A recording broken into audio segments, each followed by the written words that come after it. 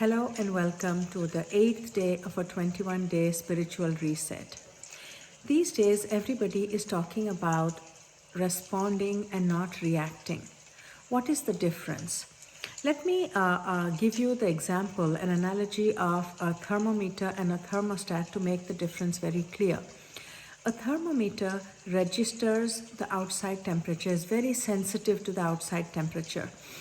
Whatever the temperature is outside, that's what it would register.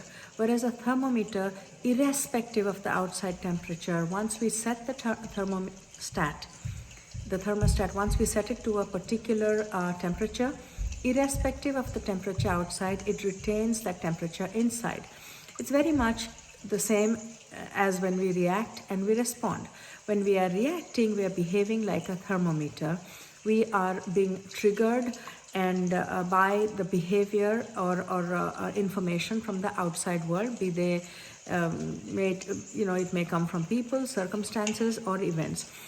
However, if we want to respond, then we have to set an internal thermostat and say, this is how I choose to behave or feel today, and it will not depend on the behavior of other people or circumstances.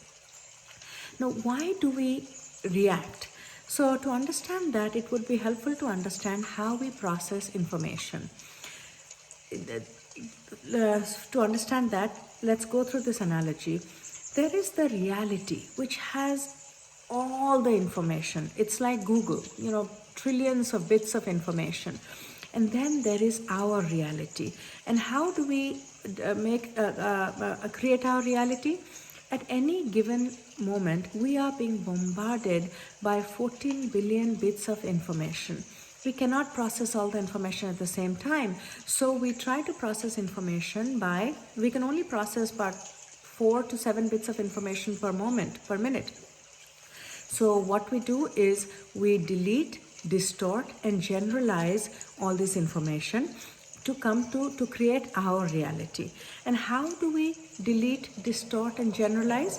We do that based on filters in our subconscious, which was very likely put in place in early childhood before the age of 7, and also based on our physical states and feelings. And I will elaborate a little bit more about these filters, because that is the most important part where you need to bring your awareness to.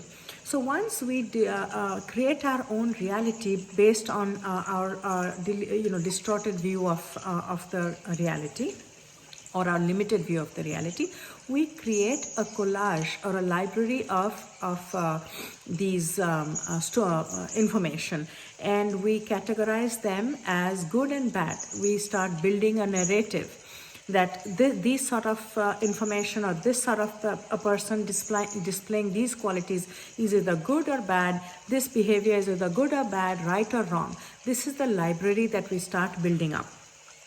Then what we do is we start responding. The second time when we are encountered with these situations, we do not try to understand what it is. We immediately go back to the library inside our subconscious, and if the experience matches something that we have experienced in the past, we start reacting from memory. Now, what are these filters? These filters, there are 7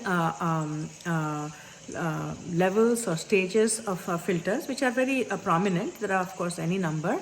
And they sort of tie into the chakra system, which I would be talking in one of the other talks. So these filters could be safety based, or it could be joy and fun, or it could be competency based, or it could be, so for instance, let's understand this.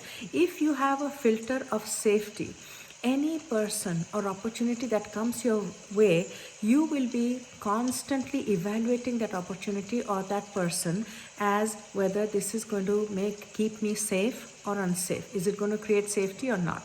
And then there would be, if your filter is about freedom and not security, then every person that comes your way, every opportunity that comes your way, your question, the evaluation inside your mind would be, is this person or opportunity going to give me more freedom to enjoy the lives? You are not worried about the security anymore at that point. Or your filter could be that of competency.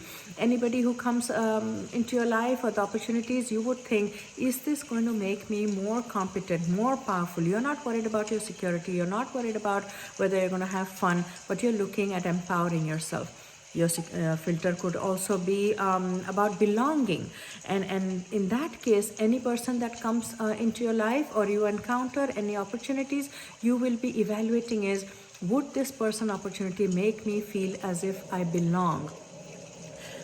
Your filter could also be about self-expression. You're not worried about security, you're not worried about freedom of having fun, you're not worried about empowering yourself or being competent, you're not worried about belonging. You are evaluating that opportunity or person to see if it would give you an opportunity to express yourself, to not be a spoke in the wheel, but to leave your legacy. Or it could be about your connection to the community, how connected you feel. So based on these filters, we start generalizing, deleting or distorting information to create our reality from the reality, and add to that physical states. Many times we have these feelings, physical feelings, that is open to interpretation. I'll give you a simple example. Sweaty palms, fast beating heartbeats beating really fast, and even sweating. One could interpret that as the sensations before a public talk or a public speech, and associating that with nervousness and discomfort. You could use the same physical state, and that it's the same whether you are standing on the stage and giving a speech, or you're going to meet your lover for the first time, or your boyfriend or girlfriend. You could have butterflies in the stomach, your palms could be sweaty. So the same physical sensation is open to interpretation as a pleasant experience or an unpleasant experience. So basically, to paraphrase all this, we go from the moment the stimuli comes into our awareness, and whether we choose to, how we choose to act, whether we respond or react, depends on, goes through 4 stages: cognition, recognition, sensation, and then action. Cognition is when for the first time you encounter an experience or information. Recognition is you encounter the same experience for the second time and many more times. Sensation is you decide and make whether this is good or bad, because we are hardwired to move towards pleasant experiences and away from unpleasant experiences. And finally, based on that decision, whether it is good or bad, right or wrong, we act. We either respond or we react. Mostly we react when we go back to that library of information, that collage we have built in our head. That is called reacting, because you're going back to previous information. But I've been talking about Viktor Frankl. He says there is space between a stimuli and response, and we can choose to be a thermostat, not a thermometer reacting to outside people, whoever is triggering our emotions or pushing a button, but to say, no, I choose to act out of love, out of forgiveness, out of gratefulness, out of acceptance. So that would make you act like a thermostat and respond. And so, in other words, we do not react to reality. We react to our perception of reality based on our filters.